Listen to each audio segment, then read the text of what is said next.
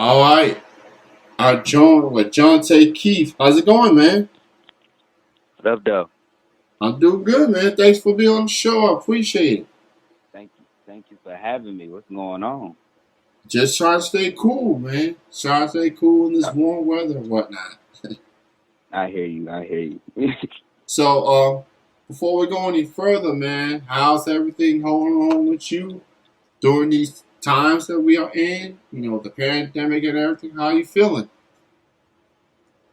Well, a lot of shit been going. Before we go on, can we curse? I don't want to disrespect your show. Go ahead, man. Oh, okay, cool. But yeah, a lot of shit been going on. I just been trying to stay busy, trying to stay out of trouble for one. But Yeah. apparently they ain't been been going down this way I planned it. So it's been up and down really. It's been up and down. It's understandable, with everything going on and whatnot. Right. Um, we're still trying to adapt, just taking it one day at a time, as cliche it may be. It's cliche, but it's true. And like I said, I'm just trying to stay out of trouble. I'm trying to stay out the way, man. That's all I'm trying to do. Yeah. I'm just trying to stay out the way. So, exactly where in Michigan are you from? I was born and raised in Detroit. You know, that's my home. Detroit is where I'm from. And I recently just moved out of Detroit. Around like 2014, I moved to the suburbs. It's a suburb out here called Oak Park. Now I'm in Westland. Okay, at least you're in the vicinity of the 313. Like, I love for Right. Detroit. Uh, I'm a Pistons fan. I love Detroit Pistons. That's my squad. Man, I love them too, but we need to figure something out because Yeah, the Pistons been nasty for a little minute now. yeah, Same with yeah. the Lions, but I don't want to talk about them either. I feel you. But we got a little hope. We got a top 10 pick coming up. So we'll see what Yeah, they do with that. by I the mean, grace of God, hopefully something happens for the Lions. That's all I'm gonna say. hey, we'll see. We'll see. Stafford, he still got some gas left in the tank. I get, you want to move on and whatnot, but, it could be worse. It could be It could be worse. way worse. Yeah, It could be way worse. I'm still we still suffering from the playoffs yeah. that we had. It was a few years ago, and it still breaks our heart.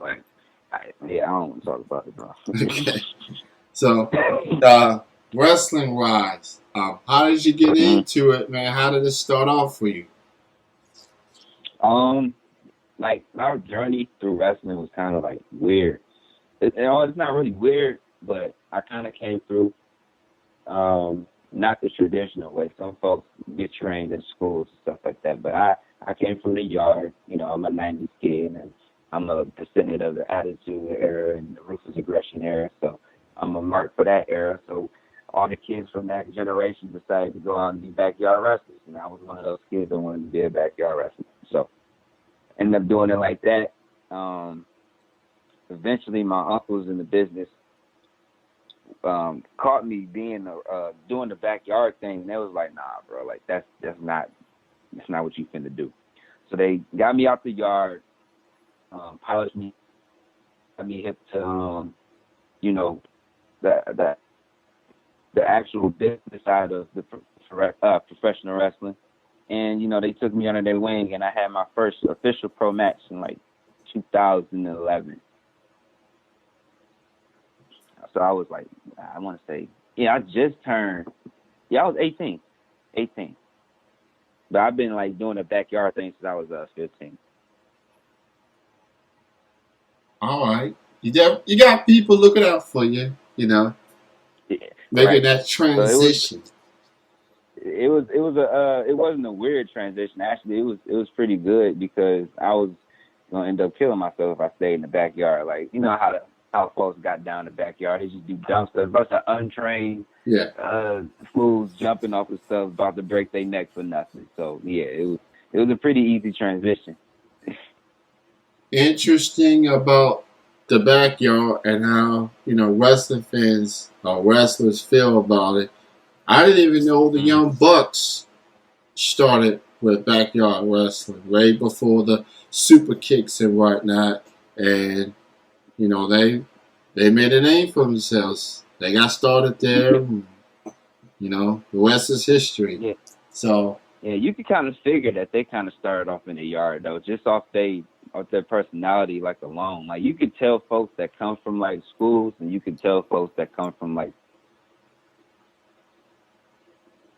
yeah. Uh, so you've been doing this, at least professionally, since 2011. We're now in 2020, and with wrestling taking a toll on a human's body. Some people last longer than others. For you, as far as longevity, man, what do you think is the key to your longevity in this business? Is it just a passion? Is it anything particular that keeps you going? Like, what makes you still going at it after all these years?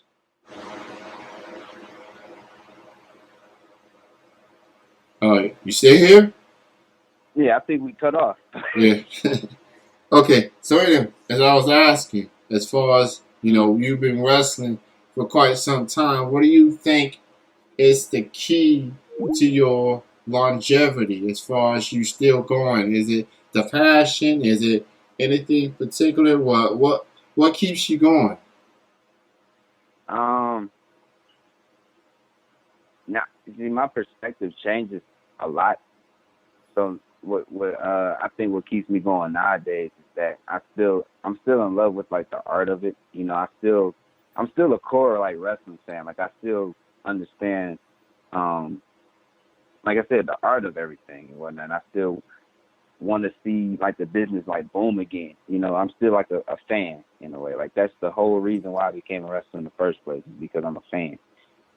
So I keep that fire still lit. I don't let anything really discourage me, no matter how shady the business may be, or how many um, stupid people may be in the business or whatnot. I don't let that get in the way of like the art of it, because I still have those moments where I don't have to just be just a wrestler. I can be a fan, and that's what I appreciate the most. So that keeps my fire lit for real, for real. And I kind of got like that CM Punk complex in a way. It might sound weird.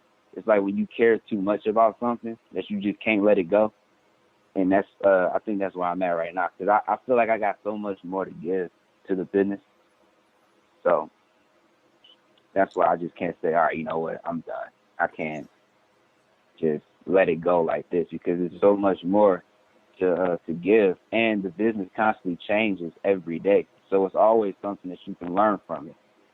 Every time I get in the ring, or every time I even watch wrestling, like I get ideas like, man, like I can, okay, this is what I want to do, or if I work with this person, I can do this, or I'm just constantly like thinking about it. Like I haven't even wrestled since uh, it's been a few, well, yeah, about 2 months, going on 2 months now, and I still like get a little constantly. I feel like when I'm done, when I know I'm done, is when I don't think about wrestling anymore. I don't get little ideas, or I don't think of crazy spots out of nowhere. Like that's when I think, like, yeah, it's over with. Like the Right. passion is done.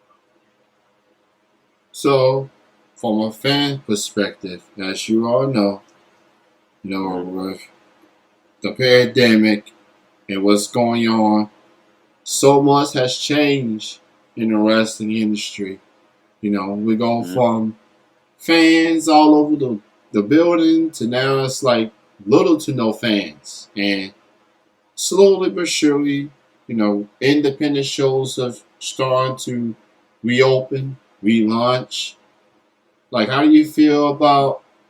And I feel like with so much going on, people talk about wanting that escape and everything. Like, how do you feel about wrestling in general is happening during this pandemic, as far as business wise, and just people trying to get back to work, because mental health comes in, and it's like you wonder if you're gonna Hmm. wrestle again.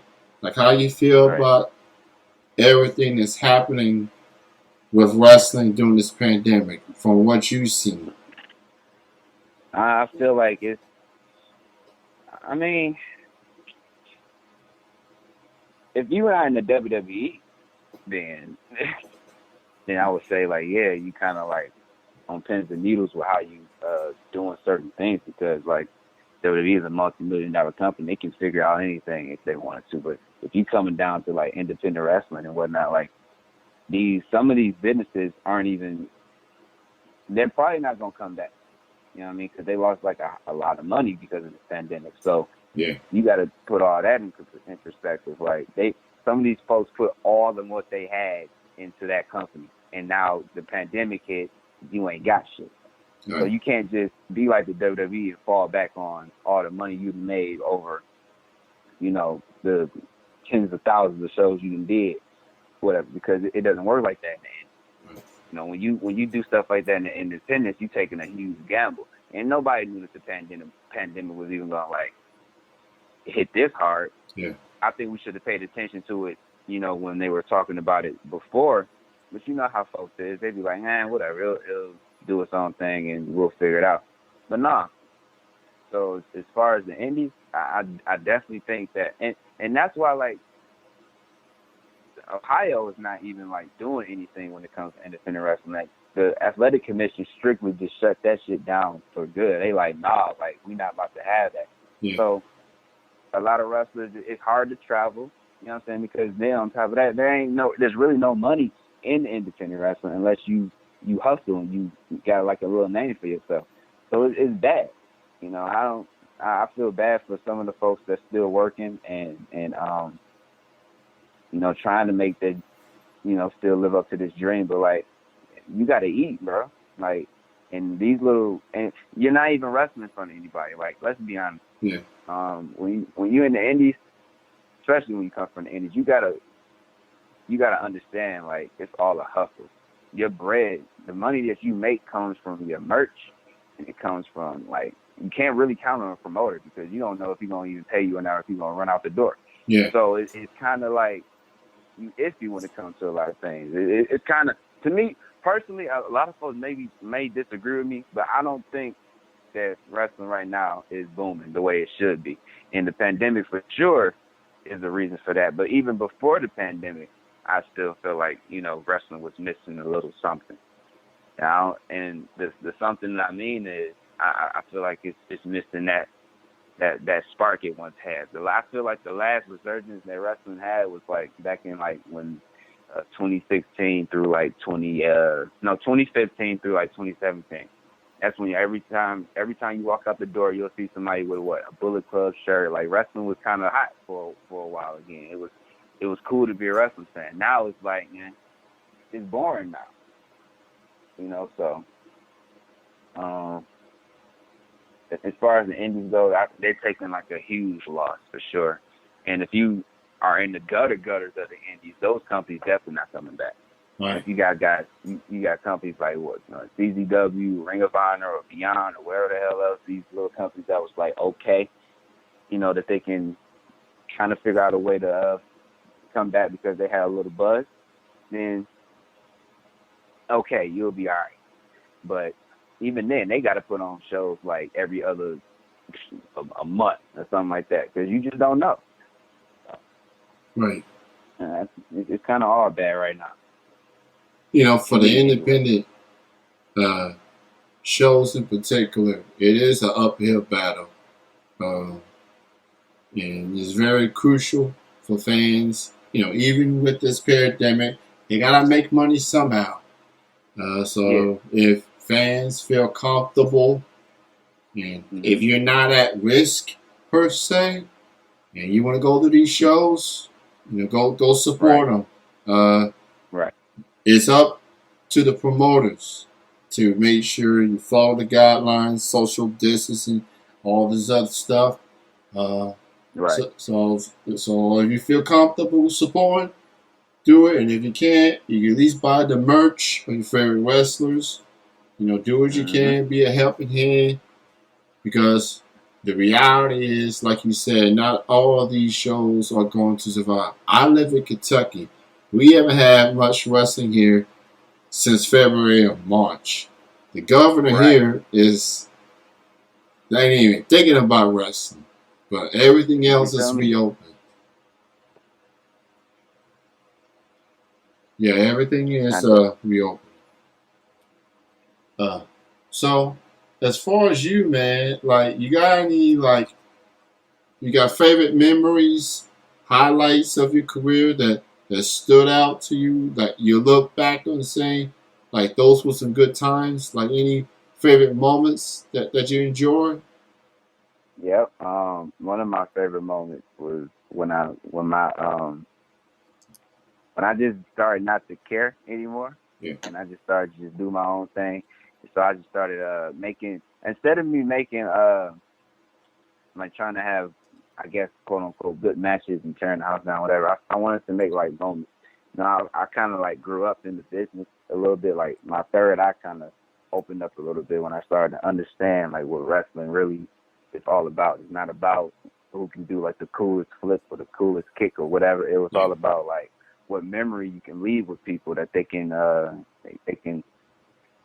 always say like that shit was cold. And one of my favorite memories was when I jumped off the basketball rim. that was that was a highlight for sure. The match I had with Trey, only because that was personal. Like we kind of grew up in the business together, and I can't leave out my brothers like Cass. Like when we first won the tag titles, that's only because we were literally on the road like all the time. Like he done a lot for me in my career as far as wrestling goes. Like he schooled me. He was actually like my first trainer mm, and whatnot. So he trained me, took me under his wing, and the rest is history. So those three come to mind off the top, and everything else that I've been doing really is just I hold close to me. And also when I brought my girl to one of my shows, like not the first time she was there, but like the last time she was there, because she ain't camera shy at all, but like you know she's still a little timid when it comes to crowds.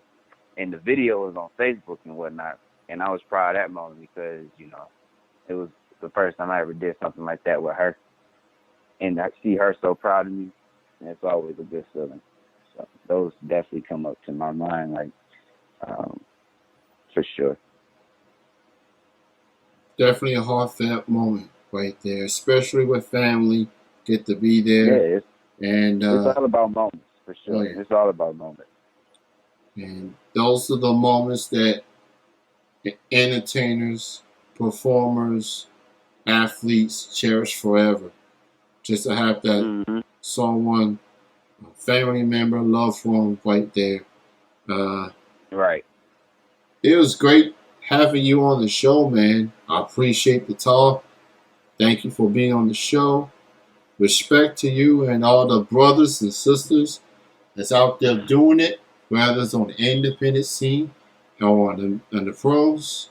Salute to you, Yeah. man. Keep doing your thing and I'm continue. glad. Yeah, No, I was just saying I'm glad that you had me on because I've been doing like a lot of podcasts lately, and I feel like I just been having so much to say, bro. Like I don't know why, but during this pandemic, I know for sure my promo game got a whole lot better. look, I check you out on Facebook. You got a lot of funny posts, bro. Thank you. Hilarious, funny dude for I tr- sure, for sure. Uh, I try to keep is I'm not gonna say PG because I'll be lying. I'm not about to lie on your no, show, so I no, try to keep it as real as possible. yes, So. sir. Well, it's great having you on the show, man. Thanks for being on. Have a safe weekend, holiday, and everything. And we'll chat again soon in the future.